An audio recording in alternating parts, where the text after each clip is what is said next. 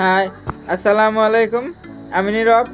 আর আজকে আমি আমার এই ভিডিওতে তোমাদেরকে দেখাবো যে কি করে তুমি তোমার যে কোনো ছবির ব্যাকগ্রাউন্ডকে রিমুভ করে সেই পিএনজি অথবা ট্রান্সপারেন্ট ব্যাকগ্রাউন্ডকে অ্যাড করতে পারবেন, কিংবা যে কোনো কালারের ব্যাকগ্রাউন্ডকে অ্যাড করতে পারবেন, সেই প্রসেসটি এখন আপনাদেরকে আমি দেখাবো। আর হ্যাঁ ভাই, তুমি যদি রিসেন্টলি ইউটিউব কিংবা কোনো ডিজাইন স্কিল শিখতেছো, সেইখানে ব্যানার অথবা ক্যালেন্ডার বানানোর সময় তুমি ছবি অ্যাড করতে চাইতেছো, কিন্তু তোমার সেই ছবিটার যে সাধারণ ব্যাকগ্রাউন্ডটা আছে সেটিকে রিমুভ করতে পারতেছো। তুমি কিন্তু আমার এই ভিডিওটি দেখলে খুব সহজেই শিখতে পারবো যে কিভাবে মাত্র এক ক্লিকেই তুমি ছবির ব্যাকগ্রাউন্ডটিকে পিএনজি অথবা ট্রান্সপারেন্ট ব্যাকগ্রাউন্ডে পরিণত করবে এবং খুব সহজ। তার জন্য তোমাকে কিন্তু আমার এই ভিডিওটি টেনে টেনে না দেখে পুরোটাই দেখতে হবে, তাহলে কিন্তু সুন্দর করে বুঝতে পারবা। আর হ্যাঁ, সেটাও কিন্তু তুমি তোমার যে ভিডিও এডিট করো ক্যাপকাট অ্যাপ্লিকেশনটি দিয়ে, সেই অ্যাপ্লিকেশনটির মাধ্যমেই কিন্তু সেই কাজটি তুমি এখন করতে পারবে।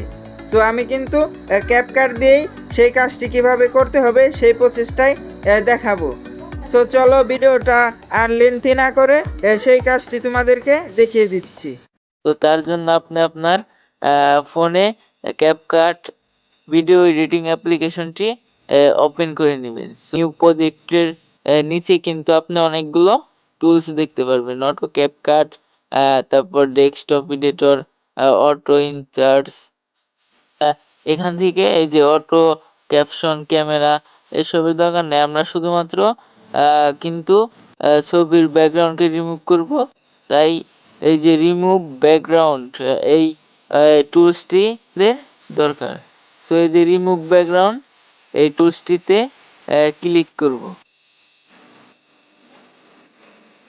এখন কিন্তু আমাদেরকে গ্যালারিতে নিয়ে এসেছে। এখান থেকে আপনি যে ছবিটি ব্যাকগ্রাউন্ডকে রিমুভ করে পিএনজি অথবা যে কোনো এক কালার অথবা ট্রান্সপারেন্ট ব্যাকগ্রাউন্ডে পরিণত করবেন, সেটিকে সিলেক্ট করে দিবেন। তো তার জন্য এই যে এখানে যে খালি ঘরটি আছে এটিকে চাপ দিবেন।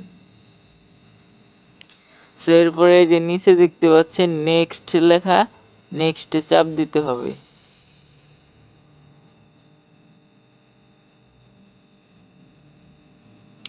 তো রিমুভ ব্যাকগ্রাউন্ড, এখানে কিন্তু অটোমেটিক্যালি ক্যাপকাট কিন্তু ব্যাকগ্রাউন্ডটি রিমুভ করছে। আর অবজেক্টে যা আছে সেটি কিন্তু থাকবে। তো এই যে দেখতে পাচ্ছেন খুব চমৎকার ভাবে কিন্তু ছবির ব্যাকগ্রাউন্ডটি রিমুভ হয়ে গেছে।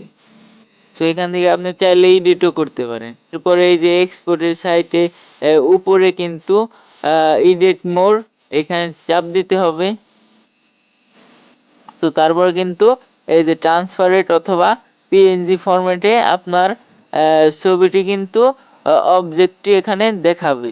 তো এরপরে এই যে ডান পাশে নিচে একটু লক্ষ্য করলে দেখতে পাবেন ব্যাকগ্রাউন্ড লেখা যে টুলসটি, সেটির উপরে লেয়ারের মতো একটি অপশন কিংবা টুলস লোগো আছে, এটিতে চাপ দিবেন। তো এরপরে এই যে দুইটি ফ্রেম দেখা যাচ্ছে, আপনি কিন্তু ট্রান্সপারেন্টের এই ফ্রেমটিতে সিলেক্ট করে দিবেন।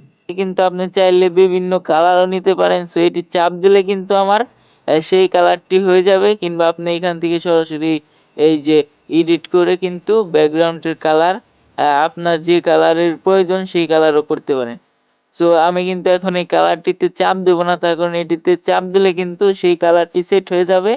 আমি কিন্তু আপনাদেরকে দেখাবো যে কিভাবে ট্রান্সপারেন্ট অথবা পিএনজি ফরম্যাটে আপনার ছবিটিকে অ্যাড করতে পারবেন সাধারণ ব্যাকগ্রাউন্ডটিকে রিমুভ করে। সো তার কারণে আমি কিন্তু কালারগুলোতে চাপ দিয়ে দেখাচ্ছি না আপনাদেরকে। সো আপনারা চাইলে যে কোনো কালারের ব্যাকগ্রাউন্ডকে অ্যাড করতে পারেন। রাইট একটি অপশন দেখা যাচ্ছে, এইখানে চাপ দিবেন। এরপরে উপরে যে উপরের ডান পাশে কিন্তু দেখতে পাচ্ছেন এক্সপোর্ট নামে একটি অপশন, এখান থেকে কিন্তু এক্সপোর্ট করতে হবে। তারপরে কিন্তু ছবিটি কিন্তু পিএনজি ফরম্যাটে অথবা ট্রান্সপারেন্টে আপনার গ্যালারিতে সেভ হয়ে যাবে। সো এখানে ক্লিক করে দেই, ওকে।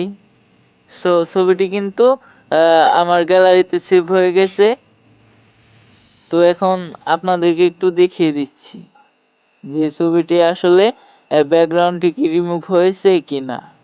তো বন্ধুরা, এই যে দেখতে পাচ্ছেন আমাদের ছবিটি কিন্তু অলরেডি পিএনজি ফরম্যাট অথবা ট্রান্সপারেন্ট ব্যাকগ্রাউন্ডে কনভার্ট হয়ে গেছে। সো ভিউয়ার্স, এই ছিল আমাদের আজকের টিউটোরিয়ালটি। সো আমার এই ভিডিওটি যদি আপনাদের কাছে একটু হলেও ভাই ইনফরমেটিভ হয়ে থাকে এবং আপনার কাজে লেগে থাকে, তাহলে আমার এই ভিডিওতে একটি লাইক করে দিবেন। আর হ্যাঁ, যদি আপনি আমার এই চ্যানেলে নতুন হয়ে থাকেন, তাহলে আপনি কিন্তু আমার এই চ্যানেলটিকে সাবস্ক্রাইব করে রাখতে পারেন, যাতে পরবর্তীতে আমি নতুন কোনো টেক টিউটোরিয়াল ভিডিও আপলোড করলেই আপনি সেটা সর্বপ্রথমে দেখতে পারেন। সো আজকে আমি ভিডিওটা এখানেই শেষ করছি। দেখা হচ্ছে পরবর্তী কোনো নতুন টেক টিউটোরিয়াল ভিডিওতে। ততক্ষণ নিজের খেয়াল রাখবেন, সুস্থ থাকবেন। আল্লাহ হাফেজ।